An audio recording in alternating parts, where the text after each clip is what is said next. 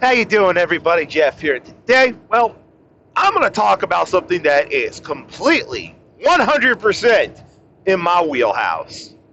Because you see, I was listening to Tim Pool talking about the UK preparing to use military assets to move petrol around. Basically, using British Army truck drivers as fuel truck drivers because there's a massive trucking shortage in the United Kingdom.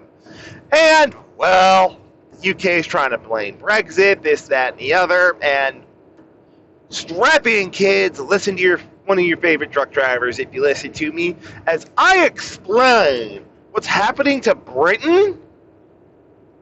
And just Britain, it's the United States and the European Union. Let me explain, kids. At the end of the year, I'll be 39 years old. I am considered on the young side for a truck driver. Catch the full meaning of what I mean when I say that this isn't just in the United States. It's the same in the UK. It's the same in the European Union. It's the same just about anywhere you go where you have a truck driver. This is globally. At 39 years old, I am considered young for a truck driver. And if in your 20s, you're considered a goddamn baby. Let that sink in, ladies and gentlemen. The truck driving force, that is the lifeblood of commerce. No matter where you go, there commerce is. And I'm going to let you know, especially in the United States, 90% of all freight moved in the country, whether it's your iPad, your PlayStation, your TV, your food, lumber, pick your poison that has to be transported. 90% of it will hit the back of a trailer, whether it's a flatbed, a long box, one of the two 28-footer pups I'm hauling for Estes. It will hit the back of a truck somewhere. 90% of our freight. Now, I'm going to let you in on a little secret. Most of our truck driving force is well above the age of 55. In that age or greater. In fact, the guy who I had to go out as a trainer with for Estes, as a job qualification just to make sure I could drive and I could handle and yada, yada, yada, he's talking about retiring in less than 5 years. Welcome to truck driving, ladies and gentlemen. And here's the fun part. You think millennials and Gen X are going to get on the ball and join the game? Absolutely not. Transportation and logistics is looked down upon. No one wants to be a truck driver. And I get why. My first 5 years fucking sucked. Year 6 was okay. Year 7 shaping out to be the best year of my life. Now that I've gone in LTL with Estes, I'm making money hand over fist as far as truck driving is concerned. It's long hours, shit pay, and especially the first couple of years, you're going to be away from home and family a lot of the time. I can't tell you how many times my first 4 years I was away from my home and my wife and my 2 dogs for 6 to 8 weeks at a time before I'd ever see home just to pay the bills. You see, what's happening in the UK right now, it's just the foreshock of the end. As Tim Pool said, it's the perfect storm when it comes to truck driving. COVID has a lot of truck drivers out. A lot of truck drivers are aging out. They're getting too old to do the job. And everyone wants to blame Brexit for all the foreign workers that couldn't come in and out now. The foreign workers were a Band-Aid on a gaping, bleeding arterial wound. All they did was slow it down. They didn't fix the problem. They just forestalled it. Yes, Brexit kind of sped it up a little, but it's not the root cause. It's just showing how weak the transportation system really is, how fragile it truly is. Trust me, kids, I'm a truck driver. I know what I'm talking about. When I started driving in 2014, we were already at a severe shortage of drivers. Truck driving companies are frothing at the mouth to get more blood in their companies and to keep the wheels turning.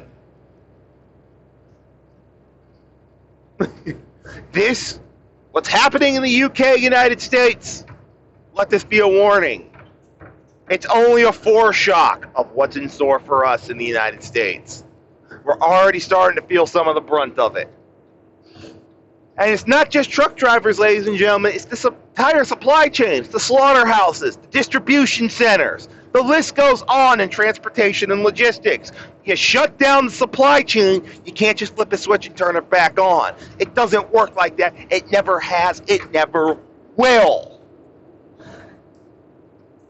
The supply chain has been disrupted.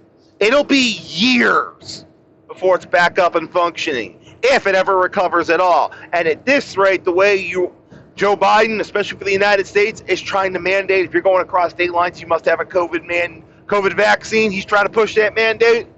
You will see truck drivers en masse walk off the force. I'll be one of them.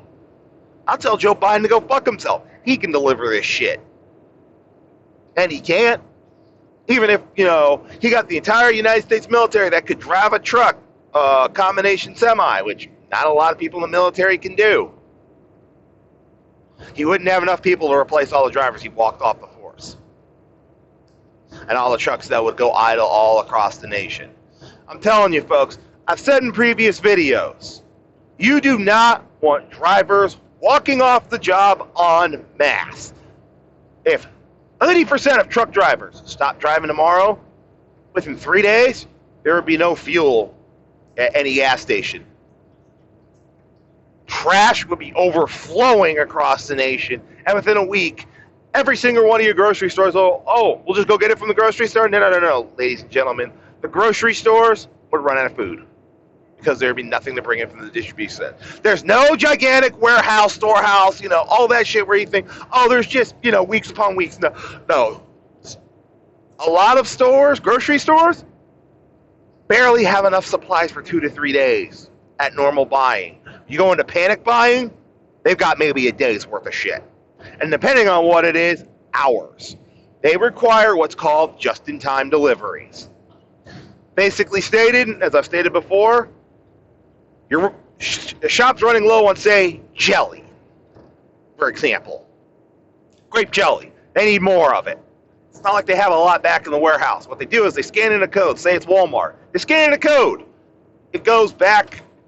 It goes into their system. The closest distribution center will go, this store's low on jelly. Let's send them a load of jelly in their next shipment. Truck comes in with the required things that was just in time load for that time. Usually they have 2 or 3 docks. Let's say they have 3 docks. They have one that's open, one that's being unloaded, and one that's empty. Basically, truck driver will come in, open his doors, he'll back into the open door, he'll go to the one empty, pull it out, and then the store's working on the middle one that's, being unloaded, and then they'll move to the next one, and that's how they, cycle their shit back and forth, back and forth, back and forth. But anyways, back to my original point, and now that I've explained certain things to you. Supply chain in the UK, the United States, the European Union, pick a geological spot in the world. Supply chain was broken with the COVID lockdowns, the shutting down of supply chains and all that, the shutting down of stores, all that. The supply chain in this country and in countries around the world have been heavily broken, people. You don't just reforge them. You don't just flick the switch back on and everything's all hunky-dory. It does not work like that.